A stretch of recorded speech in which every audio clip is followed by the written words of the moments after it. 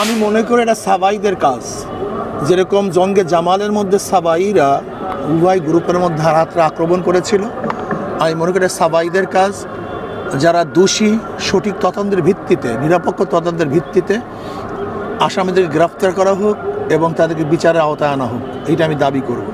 এবং আমি চাই যে সরকার ভূমিকা রেখে এই উভয়ের মধ্যে সমাধানের যে পদ্ধতি আছে সেই পদ্ধতি অ্যাপ্লাই করার মধ্যে সুস্পষ্ট তদন্তের ভিত্তিতে সবাইকে সুন্দর একটা জীবনযাপন করার এবং দিনই দাওয়াত দেওয়ার একটা ব্যবস্থা করা হোক।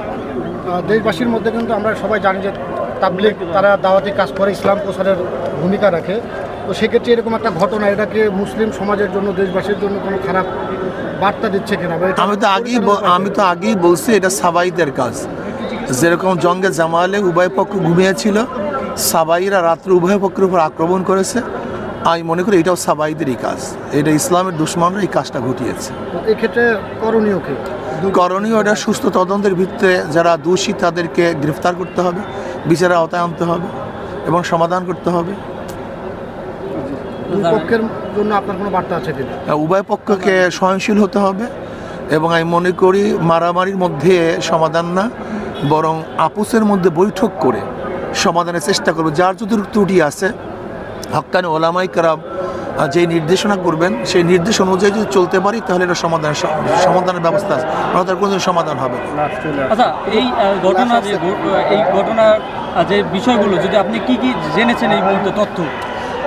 এখন তো আর খুব বেশি তথ্য জানার মতো এখন পরিবেশ ভালো না, এখানে সবাই মর্মাহত, দুঃখিত এবং সবাই খুবই মর্মাহত এবং নির্মম মর্মাহত অবস্থায় আছে। এই অবস্থায় আসলে পুরো তদন্ত করা সম্ভব হয়নি। সাতপন্থীদের তারা যে এই কার্যক্রম ঘটানোর মধ্যে তাদেরকে বলা হচ্ছে, আপনারা কি মনে করছেন? আসলে দেখেন, আমি এখন পর্যন্ত তদন্ত করিনি। আমি বলছি যারাই দোষী তাদেরকে বিচারের আওতায় আনা উচিত, যারাই দোষী তাদেরকে।